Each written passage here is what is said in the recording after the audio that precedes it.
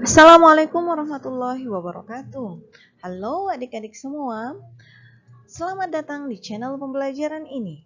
Perkenalkan, saya Rizky Ayu Arnila yang akan menemani adik-adik semua untuk belajar bersama, bertumbuh dan berkembang bersama, mempersiapkan diri menjadi generasi emas penerus bangsa.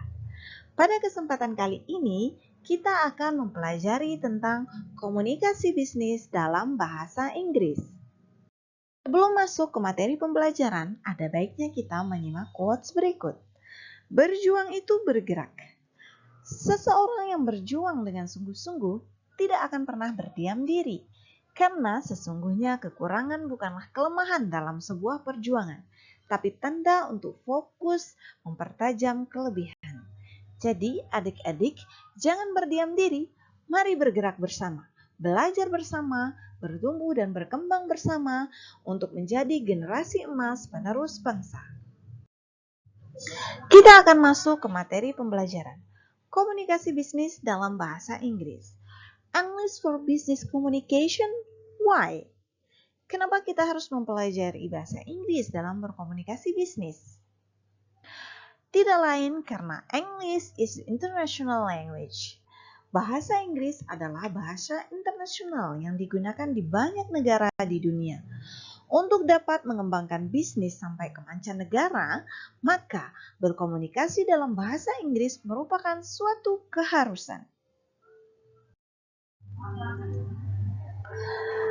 Komunikasi bisnis dengan pihak mancanegara bisa kita lakukan dengan melalui media surat maupun telepon. Surat merupakan sarana komunikasi untuk menyampaikan informasi atau pesan bisnis secara tertulis dari penyampai surat ke penerima surat. Sementara telepon adalah sarana komunikasi untuk menyampaikan pesan bisnis melalui sambungan. Pada kesempatan kali ini, kita khusus akan mempelajari tentang surat bisnis.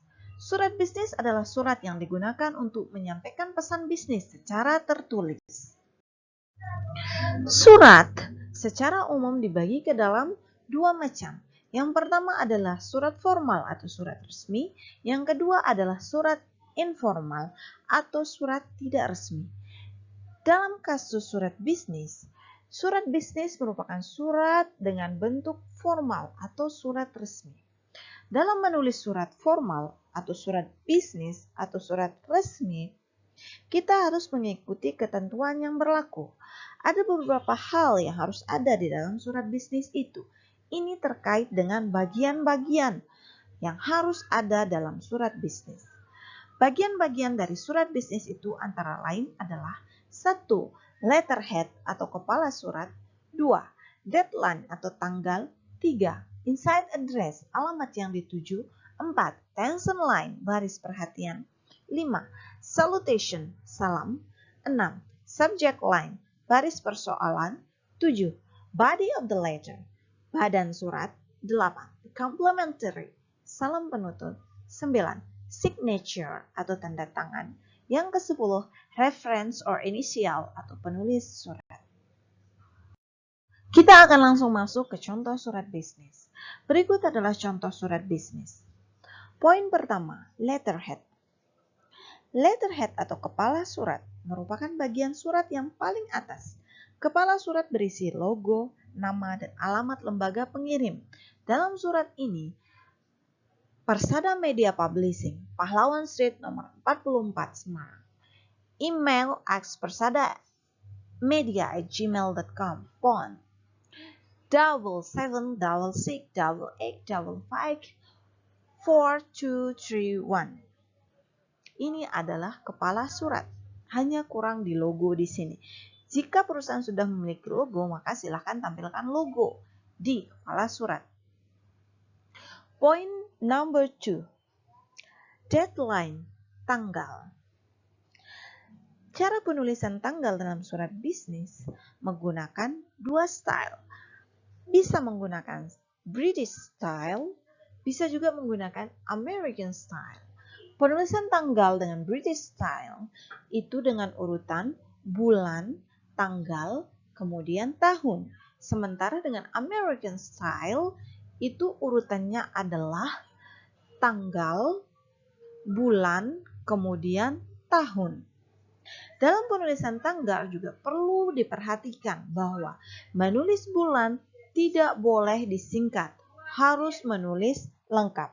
Kemudian, hindari menggunakan format angka, misalkan 2/28/2018. Jadi dalam menulis tanggal, kita harus menghindari format angka. Jadi ditulisnya seperti ini. Ini adalah contoh dari British style. February 28, 2018. Point number 3. Inside address atau alamat yang dituju atau penerima surat merupakan alamat penerima surat. Tulis nama lengkap penerima surat, jabatan atau pekerjaan penerima surat, dan nama perusahaan tempat penerima surat bekerja. Jika Anda tidak mengetahui nama penerima surat, Anda boleh menuliskan jabatannya saja. Seperti contoh berikut. Dear Mr. Prambudi Setiawan, Manager Marketing, Persada Media Publishing. Kemudian, komponen yang keempat, tension line. Baris perhatian digunakan jika surat ditujukan pada orang tertentu dalam satu perusahaan. Ditulis 2 baris di bawah inside address. Yang kelima ada salutation, salam.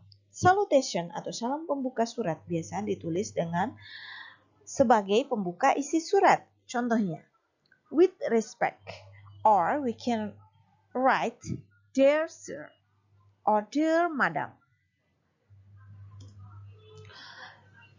Yang keenam ada subject line. Subject line menyebutkan garis besar isi surat yang ditulis supaya penerima surat lebih mudah memahami isi surat. Subject line dalam surat ini adalah meeting request. Ini memudahkan penerima surat untuk mengetahui isi surat, bahwa surat ini isinya tentang meeting request, permintaan rapat. Kemudian nomor 7 ada body of the letter. Body of the letter atau badan surat yaitu isi surat yang menjabarkan maksud atau pesan dari penulis surat kepada penerima atau pembaca surat. Seperti dalam contoh berikut.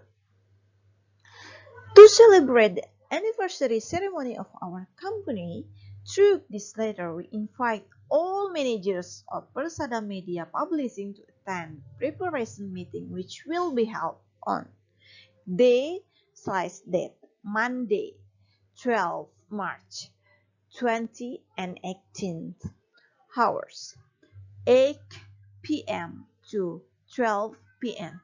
Venue multi-purpose hall.